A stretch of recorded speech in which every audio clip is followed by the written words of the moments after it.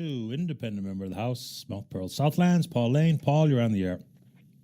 Good morning, Paddy. Good morning, sir.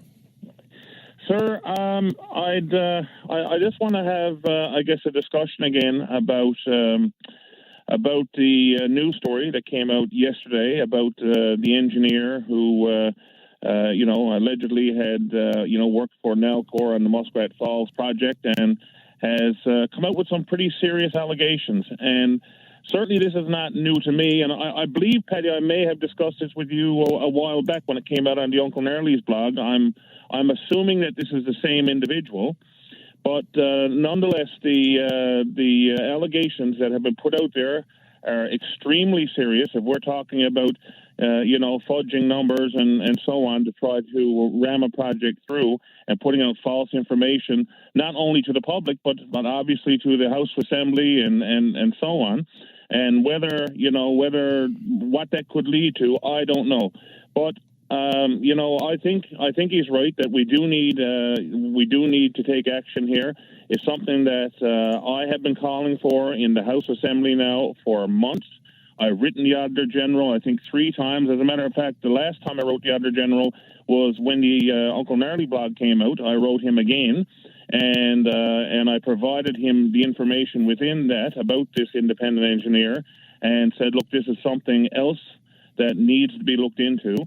I see Minister Cody has finally said that, they're willing to look at it. She wants to see what the AG comes up with first. But I don't necessarily think the two are connected. I mean, I met with the Auditor General on 2 separate occasions. I gave him a list of things that I would have liked to see him look into, things like allegations of conflict of interest, who decided that we weren't going to do maintenance on Holyrood that led to Dark NL, why the corporate bonuses were paid out, all the delays and the overruns at Muskrats and so on. And like I said, I wrote him since then about this independent engineer, asked that he look at that. But he has not committed to any of it. What he had said to me was he has limited resources.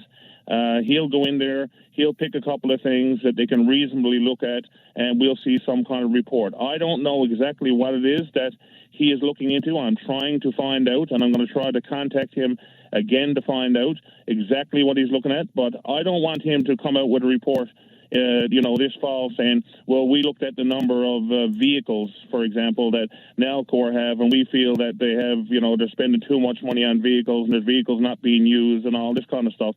We wanted to look into the serious allegations, not some of the other sort of day-to-day. But I don't think that's the plan, right? I don't think he's looking into those so-called serious allegations, nor was that the mandate his office had, nor that was given to him by the government. That's why this additional layer of inquiry, forensic audit or otherwise, is probably the only way we're going to chase and find out the answers to some of the questions posed by this senior engineer or Des Sullivan or Dave Vardy or otherwise. This accounting practice we're going through now, I mean, it's important because we need to know where all the money is, but how it got where it was eventually spent and who negotiated what deals and who structured the forecast for Muskrat and what was the role of Lavalin or any of those things, that can only come with a different approach. And that is not, I don't think, what the AG is doing.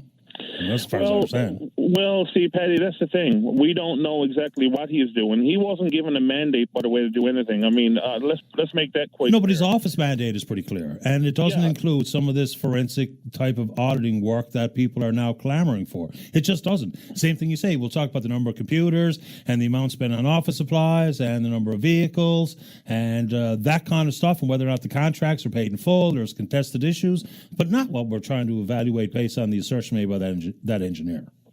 Well, I'm not, Paddy, I'm going to be honest with you. I'm not certain. I mean, I'm with you. I mean, I think we should go with the forensic audit. I have no issue with that.